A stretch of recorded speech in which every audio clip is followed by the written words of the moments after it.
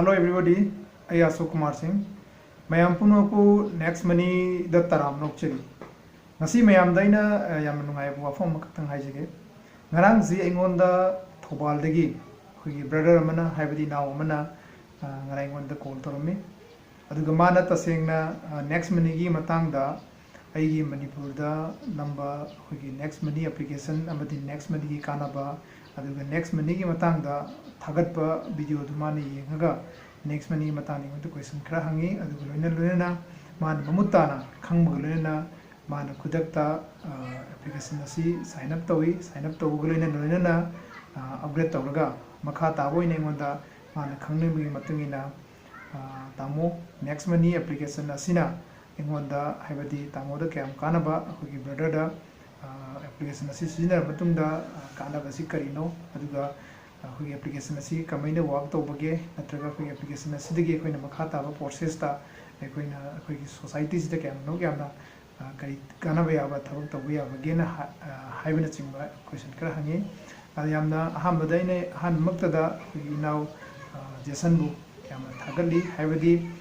सुमाइना अखोगी हुजिकी मतमदा अखोगी student अमा ओइरगसु अखोगी Hiram खुदिमक्ता युमगी अहलमन मतेंग पांगबा अमदी society असिदा कईगुम थबक खरा तौदबा यादे अमदी इसाना इसाबु सक्सेसफुल ओइदबा यादे हाइबा वखल अमा गलोइना अखोगी तौरिबा इनाउ यामना थागली अदुगा लोइना इनाउनसु अखोगी थबक सिमपुंग फाना माइ पाकना तौकन हाइबा थाजै अहानबदा इना खरा वाफम खरा हाइजनिंगबदी अखोइने तौरिबा थबक खुदिमक माइ पाकनी हाइबा अखोगी अदु अखोगी होनरिबा अदुगी मखा पोनमा तनी अदुबो अखोइना हौबदगिना अखोगी स्टार्टिंग दगी हौना अखोइना हौबदगी अखोगी थबकसी माइ पाक लोय हाइना निहनबा तौबिगनु तौबिबा थबक अदुदा फोकस तौबियु अदुगा अखोइना खंगदबदु ममुत ताना खंगनब होनबियु अदुइबा ताराबदि सोइदना तुंगदा चावना माइ पाकनी हाइबसी मयामदा सोइ आइना थमजगे अखोइ इनाउ जेक्सन गे पामिंग मतुंगना आई नेक्स्ट मनी की मतंगदा याम समना नेक्स्ट मनी कइनो हाइबदु मयाम धाइजगे एप्लीकेशन असी अखोगी प्ले स्टोर दा फंगबा एप्लीकेशन नि अदुगा कनागुम्बा लीडर दुना अखोगी थारकलिबा लिंक अदुदगी डाउनलोड तौरगसु याय नत्रगना प्ले स्टोर दा चंगबिरगा प्ले स्टोर दगी directly Next Money application download तौबा यारे अदुगा अखोइना साइन अप तौबा मतंदा अखोइदा ताकपिबा लीडर दुगी रिफर कोड सिजनाबिरगा साइन अप तौबा यागनी अदुगा लोइना लोइना इसागी डिटेल्सिंग मेंशनलगा अखोइना एप्लीकेशन असी साइन अप तौबा लोइरा मतुंगदा एप्लीकेशन असिबो अपग्रेड तौगदबनी अपग्रेड लोइरा मतुंगदा एप्लीकेशन सिजनाबा यारे अदुगा एप्लीकेशन स्टिगी अखोइना कानाबा सिजनाबा याबसिंगदी अखोगी ऑनलाइन डिजिटल की वर्क मैम तौबा यारे हाइबदी इसाना रिचार्ज तौबा अखोगी टीवी रिचार्ज न तौबा अदुगा अखोगी फ्लाइट बुकिंग अखोगी होटल बुकिंग बस बुकिंग अदुगा अखोगी अतोप तोपा अखोगी affiliated partners हाइबदी Amazon Flipkart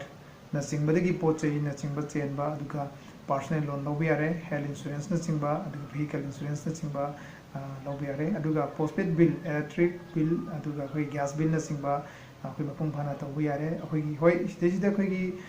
updation दा हुजि अखोई थवाल साइड की मणिपुर साइड की अखोई प्रीपेड की मतंग दा खतंग अखोई अपडेशन खरा लेगनी अदुबु हुजि अखोई मसी अपडेट असी अमथुन याबा लगनी हाइबसी मैम थाजबसी थमगे अदुना अखोई इनाउना हुजि खंगनिंग मतुंगना आइना नेक्स्ट मनी दा यारपजी हुजि यामदबदा था 13 मुक सुरे हाइबती आई 2000 जुलाई 16 19 2019 जुलाई दिगी यारपदना हुजि होई था 13 मुक सुरे हाइबा यारे होई था 13 से लांग सुजले था 13 से मनुंगदा आइना नेक्स्ट मनी एप्लीकेशन दिगी 2 लाख प्लस इनकम जे हुजि फंगे अदुगा आइगे हुजि थागी होइना 40 प्लस इनकम नि हाइबती 40,000 प्लस इनकम नि अदु यामना अखोई हुजि लॉकडाउन मनुंग ओइरगसु यामना चाउथोक चनिंगाइबा नेक्स्ट मनी दिगे अखोइना फंग इनकम जिदगी यामना चाउथोक चनिंगाइबा फमना लॉकडाउन मनुंग असदसु आई 40,000 इनकम जे दुम प्लस लाई अदुगा तबुददी लॉकडाउन ना खरे तपगी वानी नत्रगदी 70 80 90,000 की मया दो डबल मल्टीप्लाई ओगदबनी अदुगो लॉकडाउन ओइखिबा अखोइ कोविड 19 ना खितंग इफेक्ट लेबना अखोगी खितंग कना तौबगी तपथबा अमा लेबनानी अदुना होजिक अदु एरगसु अखोगी नेक्स्ट मनी दा थोइदोकना अकाइबा पीदे मरमदे अखोगी नेक्स्ट मनी यामना चावबा डिजिटल कॉन्सेप्ट होइबना सिदैदा थोइना काइबा मत लेते